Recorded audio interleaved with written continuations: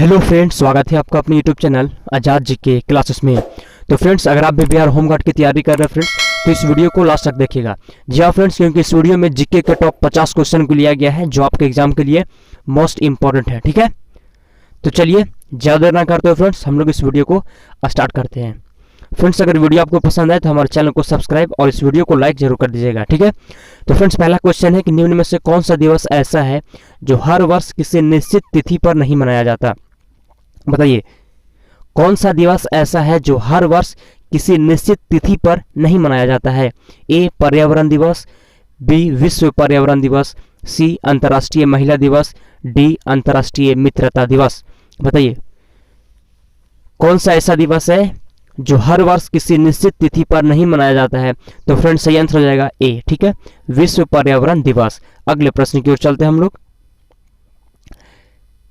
अगला क्वेश्चन है फ्रेंड्स, दूसरा नंबर क्वेश्चन है कि निम्नलिखित सूची में से जैविक खेती की एक विशेषता कौन सी नहीं है।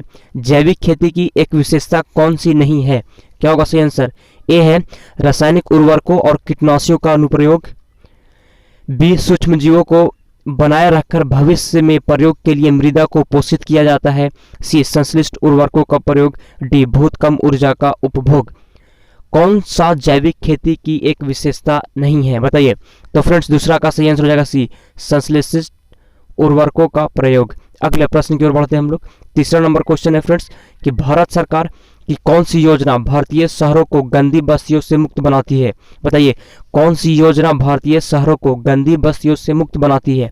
ए इंदिरा आवास योजना, बी केंद्रीय ग्राम स्वच्छता कार्यक्रम, सी राजीव आवास योजना, डी अंत्योदय। तो फ्रेंड्स तीसरा का सही आंसर हो जाएगा सी। ठीक है, अगले प्रश्न की ओर बढ़ते हैं हम लोग। चौथा नंबर क्वेश्चन है कि भारतीय अर्थव्यवस्था किस प्रकार की अर्थव्यवस्था है। भारतीय अर्थव्यवस्था किस प्रकार की अर्थव्यवस्था है। मिश्रित अर्थव्यवस्था, साम्यवादपरक अर्थव्यवस्था, पूंजीवादी अर्थव्यवस्था या फिर केंद्रीकृत अर्थव्यवस्था। तो चौथा का सही आंसर हो जाएगा ए, मिश्रित अर्थव्यवस्था है। अगले प्रश्न की ओर चलते हैं हम लोग। पांचवा नंबर क्वेश्चन है कि अर्थशास्त्र का जनक किसे कहा जाता है। अर्थशास्त्र का जनक किसे कहा जाता है। Max Muller, Karl Marx, Adam Smith या फिर अल्फ्रेड मार्शल। अर्थशास्त्र का जनक किसे कहा जाता है। तो पांचवा का सही आंसर हो जाएगा सी, एडम स्मिथ को कहा जाता है। अगले प्रश्न की ओर चलते हैं हम लोग। छठा नंबर क्वेश्चन है कि सार्वजनिक वयस्क मताधिकार दर्शाता है कि भारत एक ऐसा देश है जो धर्मनिरपेक्ष है, समाजवादी है, लोकतांत्रिक है या फिर प्रभुत्व संपन्न है। बताइए, वयस्क मताधिकार क्या दर्शाता है। तो फ्रेंड्स छठा का सही आंसर हो जाएगा सी, कि भारत एक लोकतांत्रिक देश है। ठीक है, अगले प्रश्न की ओर चलते हैं हम लोग 7वें नंबर क्वेश्चन की ओर। भारतीय संविधान में कितने मूल कर्तव्य हैं। भारतीय संविधान में कितने मूल कर्तव्य फ्रेंड्स, ये VVI प्रश्न है आपके एग्जाम के लिए। तो भारतीय संविधान में टोटल कितने मूल कर्तव्य हैं। 11, 9, 12 या फिर 8। तो 7वां का सही आंसर हो जाएगा 11 है। ठीक है, अगले प्रश्न की ओर बढ़ते हैं हम लोग। भारतीय संसद द्वारा दल बदल विरोधी विधेयक किस वर्ष में पारित किया गया था। क्या होगा सही आंसर। भारतीय संसद द्वारा दल बदल विरोधी विधेयक किस वर्ष में पारित किया गया था। ऑप्शन आपके सामने ये रहा 1980, 1985, 1990, 1995। तो फ्रेंड्स 8वें नंबर क्वेश्चन का सही आंसर हो जाएगा बी, दल बदल विधेयक जो था फ्रेंड्स वो 1985 में स्टार्ट किया गया था। 9वां नंबर क्वेश्चन है कि विश्व व्यापार संगठन किस वर्ष में कार्यान्वित हुआ। विश्व व्यापार संगठन किस वर्ष कार्यान्वित हुआ। क्या होगा सही आंसर। 1990, 1993, 1995, 1997। क्या होगा सही आंसर। तो फ्रेंड्स 9वां का सही आंसर मैं बता दूं, 9वां का सही आंसर हो जाएगा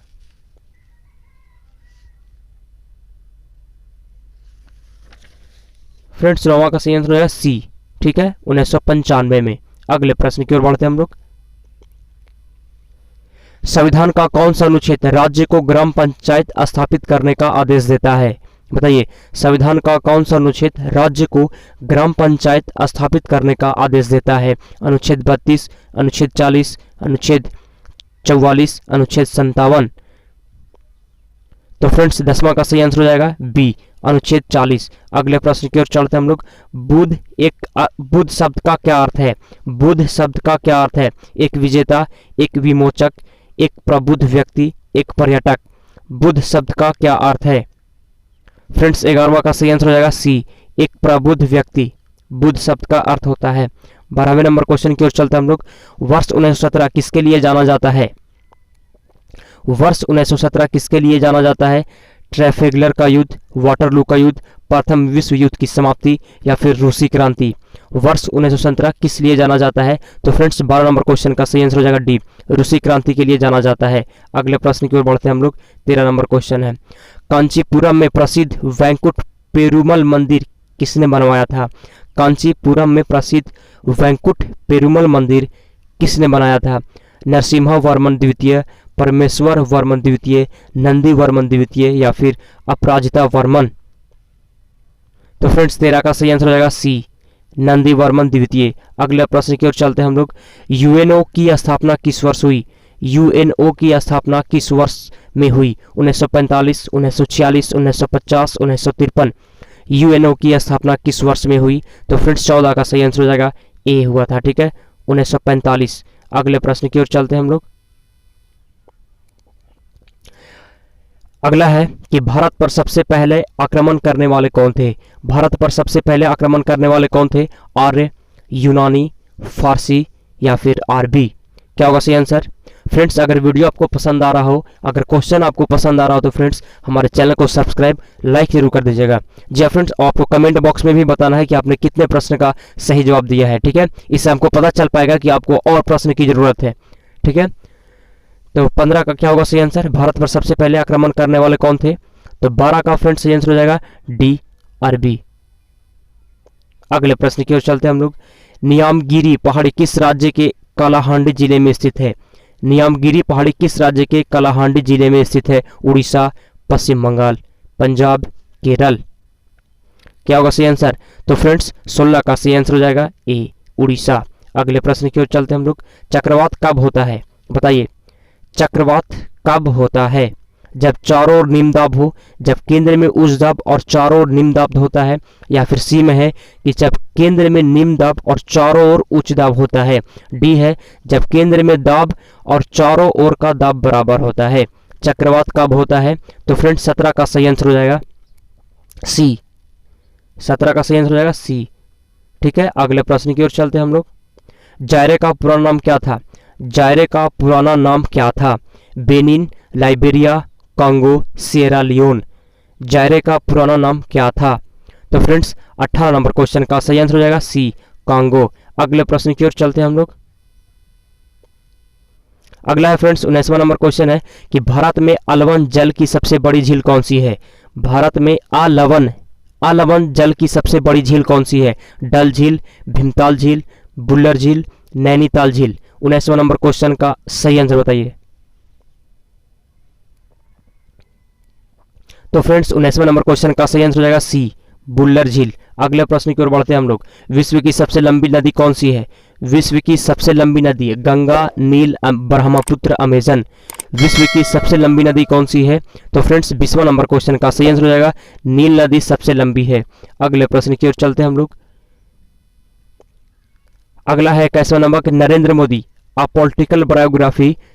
Narendra Modi a political biography नामक पुस्तक के लेखक कौन है? Andy Marino, David Irving, Jeffrey Dale या किंग्सले एमिस। बताइए 21 का सही आंसर क्या होगा? तो फ्रेंड्स 21 का सही आंसर हो जाएगा ए, एंडी मेरिनो। अगले प्रश्न की ओर बढ़ते हैं हम लोग। बिजली के बल्ब का आविष्कार किसने किया था? बिजली के बल्ब का आविष्कार किसने किया था? Thomas More, Thomas Alva Edison, James Watt, इनमें से कोई नहीं। तो फ्रेंड्स 22वें नंबर प्रश्न का सही आंसर हो जाएगा बी, थॉमस अल्वा एडिसन ने बिजली के बल्ब का आविष्कार किया था। याद रखिएगा, मोस्ट इंपॉर्टेंट प्रश्न है आपके एग्जाम के लिए। अगला है कि हवाई जहाज का आविष्कार किसने किया था? हवाई जहाज का आविष्कार किसने किया था? Edison, Stevenson, Hoffman, Wright brothers. हवाई जहाज का आविष्कार किसने किया था? क्या होगा सही आंसर? तो फ्रेंड्स 23वां का सही आंसर मैं बता दूं डी होगा। राइट ब्रदर्स ने हवाई जहाज का आविष्कार किया था। अगले प्रश्न की ओर बढ़ते हैं हम लोग। रावलपिंडी एक्सप्रेस कौन कहलाता है? रावलपिंडी एक्सप्रेस कौन कहलाता है? फ्रेंड्स कहलाता था, अब नहीं। सचिन तेंदुलकर, शोएब अख्तर, राहुल द्रविड़, इमरान खान। तो फ्रेंड्स रावलपिंडी कहाँ है? पाकिस्तान में है। तो पाकिस्तान की इसमें प्लेयर कौन है बताइए आप? तो 24 का सही आंसर हो जाएगा बी। शोएब अख्तर को रावलपिंडी एक्सप्रेस कहा जाता था, लेकिन अब ये संन्यास ले लिए हैं। ठीक है, आप क्रिकेट नहीं खेलते ये। अगला है कि प्राचीनतम भारतीय सभ्यता का नाम बताइए। प्राचीनतम भारतीय सभ्यता का नाम बताइए। सिंधु घाटी सभ्यता, मेसोपोटामिया सभ्यता, मिस्री सभ्यता, इनमें से कोई नहीं। 25वां नंबर प्रश्न का सही जवाब तो सही हो जाएगा ए, सिंधु घाटी सभ्यता। अगले प्रश्न की ओर बढ़ते हैं हम लोग।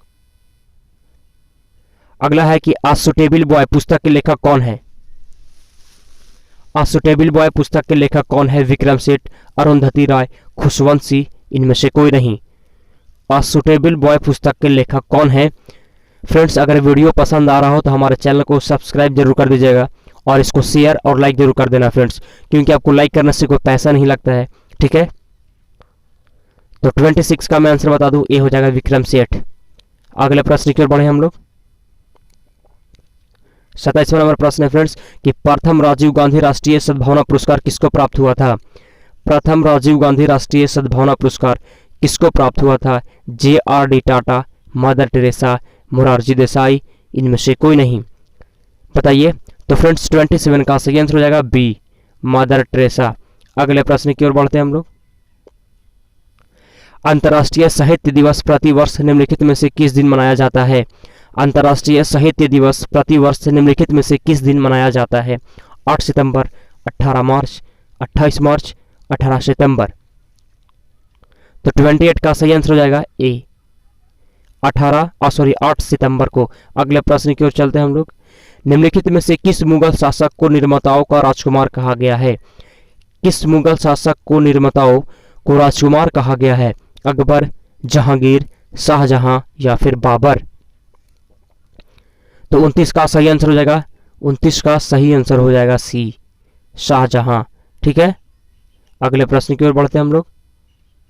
फ्रेंड्स अगर ये प्रश्न आपको याद नहीं है तो अभी आपको याद कर लेना है, क्योंकि ये प्रश्न जो है सीधे आपको एग्जाम में देखने को मिलेगा। ठीक है, अगर आप बिहार एसआई या फिर बिहार पुलिस कांस्टेबल की भी तैयारी कर रहे हैं फ्रेंड्स, हमारे चैनल को सब्सक्राइब कर दीजिए, क्योंकि जैसे ही होमगार्ड का परीक्षा हो जाएगा फ्रेंड्स, उसके बाद फिर उसके लिए प्रैक्टिस सेट आपको हर रोज मिलेगा। ठीक है, जिसमें मोस्ट इंपॉर्टेंट और VVI प्रश्न मिलेगा आपको। ठीक है, इसलिए अभी हमारे चैनल को सब्सक्राइब कर दीजिए।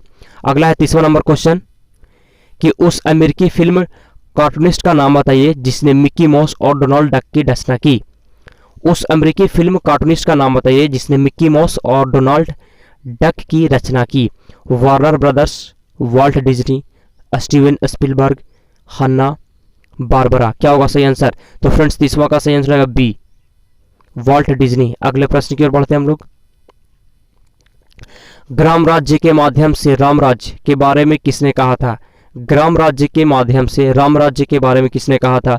जवाहरलाल नेहरू, महात्मा गांधी, विनोबा भावे, जयप्रकाश नारायण। तो फ्रेंड्स 31 का सही आंसर हो जाएगा बी, महात्मा गांधी। अगले प्रश्न की ओर चलते हैं हम लोग। अधिकांशतः प्राकृतिक प्रक्रिया द्वारा किसी वस्तु का उत्पादन किसका क्रियाकलाप है? अधिकांशतः प्राकृतिक प्रक्रिया द्वारा किसी वस्तु का उत्पादन किसका क्रियाकलाप है? तो 32 का फ्रेंड्स 32 का क्या होगा सही आंसर? तकनीकी क्षेत्र, प्राथमिक क्षेत्र, द्वितीयक क्षेत्र, तृतीयक क्षेत्र। तो फ्रेंड्स 32 का सही आंसर हो जाएगा बी, प्राथमिक क्षेत्र। अगले प्रश्न की ओर बढ़ते हैं हम लोग। मांग का नियम किस पर आधारित है? मांग का नियम किस पर आधारित है? उपभोक्ता की प्राथमिकता, निर्माता की प्राथमिकता, विक्रेता की प्राथमिकता, पूर्तिकार की प्राथमिकता। मांग का नियम किस पर आधारित है? तो 33 का फ्रेंड्स 33 का सही आंसर हो जाएगा ए, उपभोक्ता की प्राथमिकता। अगले प्रश्न की ओर बढ़ते हैं हम लोग। 34 निम्न में से कौन सी GNP की गणना की विधि नहीं है? कौन सी GNP की गणना की विधि नहीं है? अतिरिक्त मूल्य उपागम, आय उपागम, व्यय उपागम या फिर बचत उपागम। तो फ्रेंड्स 34 का सही आंसर हो जाएगा डी, बचत उपागम। अगले प्रश्न की ओर बढ़ते हैं हम लोग। तो अगला है कि राष्ट्रीय ऋण का एक भाग जो बाह्य ऋण के रूप में जाना जाता है क्या होता है? राष्ट्रीय ऋण का एक भाग जो बाह्य ऋण के रूप में जाना जाता है क्या होता है? तो फ्रेंड 35 का डायरेक्ट आपको आंसर बता देते हैं हम, डी हो जाएगा इसका। ठीक है, सरकार द्वारा विदेशों से उधार ली गई राशि, ठीक है, राष्ट्रीय ऋण का एक भाग है जो बाह्य ऋण के रूप में जाना जाता है। ठीक है, आगे चलते हैं हम लोग 36 में चलते हैं। वह बिना व्यय की लागतें जो तब उत्पन्न होती है जब कोई उत्पादक फर्म स्वयं स्वामित्व रखती है तथा उत्पादन की कुछ चीजों की पूर्ति करती है क्या कहलाती है? प्रतिस्थापन लागतें, सुव्यक्त लागतें, मौलिक लागतें, अंतर्निहित लागतें। तो फ्रेंड्स 36 का सही आंसर हो जाएगा डी। अगले प्रश्न की ओर बढ़ते हैं हम लोग 37। भारतीय संविधान का कौन सा अनुच्छेद राज्य सरकारों को ग्राम पंचायत के गठन का निर्देश देता है? भारतीय संविधान का कौन सा अनुच्छेद राज्य सरकारों को ग्राम पंचायतों के गठन का निर्देश देता है? अनुच्छेद 51, अनुच्छेद 32, अनुच्छेद 37, अनुच्छेद 40। क्या होगा सही आंसर? तो फ्रेंड्स 37 का सही आंसर हो जाएगा डी, अनुच्छेद 40। अगले प्रश्न की ओर बढ़ते हैं हम लोग। भारत के महान्यायवादी को कहां पर सुनवाई करने का अधिकार है? बताइए, भारत के महान्यायवादी को कहां पर सुनवाई करने का अधिकार है? भारत का कोई भी विधि न्यायालय, उच्चतम न्यायालय, कोई भी उच्च न्यायालय, कोई भी सेशन न्यायालय। क्या होगा 38 का सही आंसर बताइए? तो फ्रेंड्स ए हो जाएगा, भारत का कोई भी निधि न्यायालय में भारत के महान्यायवादी को सुनवाई करने का अधिकार है। ठीक है, अगला है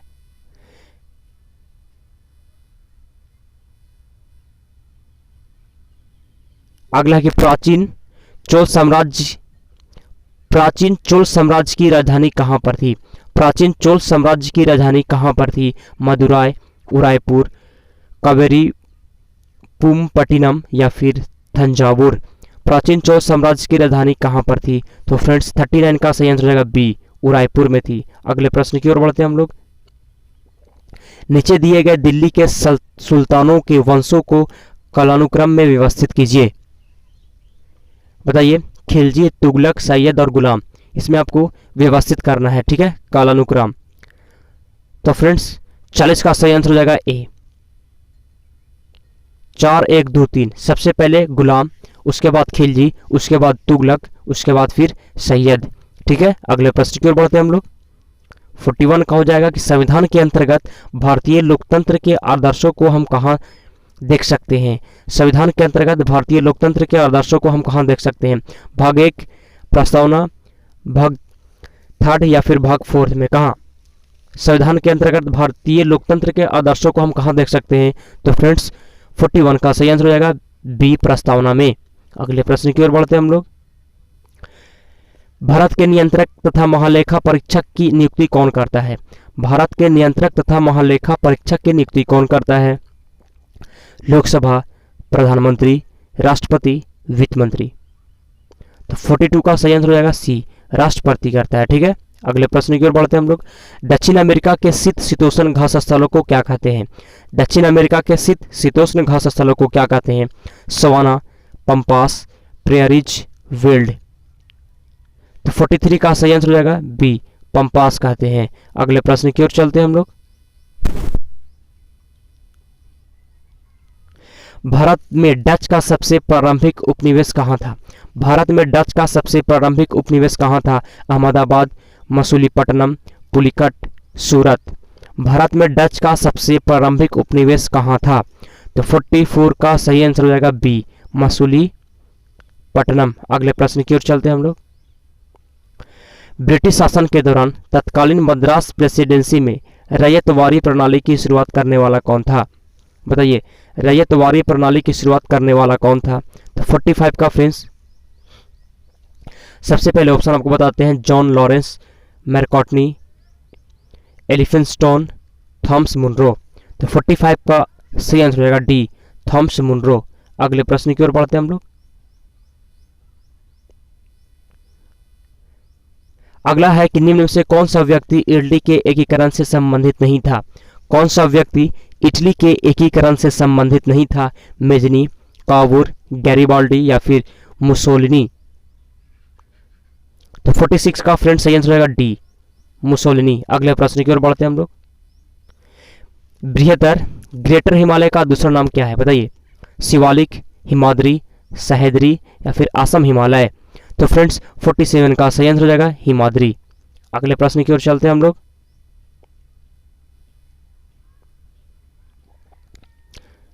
अगला, ज्वालामुखी के कप आकार के मुख को क्या कहते हैं। ज्वालामुखी के कप आकार के मुख को क्या कहते हैं। सिंदूर शंकु, उद्गम केंद्र, अधिकेंद्र या फिर क्रेटर। तो फ्रेंड्स 48 का हो जाएगा डी, क्रेटर कहते हैं उसको। अगले प्रश्न की ओर बढ़ते हैं हम लोग। 49, निम्न में से कौन सा स्मारक विश्व धरोहर के स्मारकों में सबसे पहले बसा हुआ स्मारक है। निम्न में से कौन सा स्मारक विश्व धरोहर के स्मारकों में सबसे पहले बसा हुआ स्मारक है। अम्बेर किला, आगरा किला, लाल किला, जैसलमेर किला। तो फ्रेंड्स 49 का मैं सही आंसर बता दूं डी हो जाएगा, जैसलमेर किला। अगले प्रश्न की ओर चलते हैं हम लोग। पूंजीगत लाभ से क्या अभिप्राय है। पूंजीगत लाभ से क्या अभिप्राय है। पूंजी में वर्धित लाभों का हिस्सा,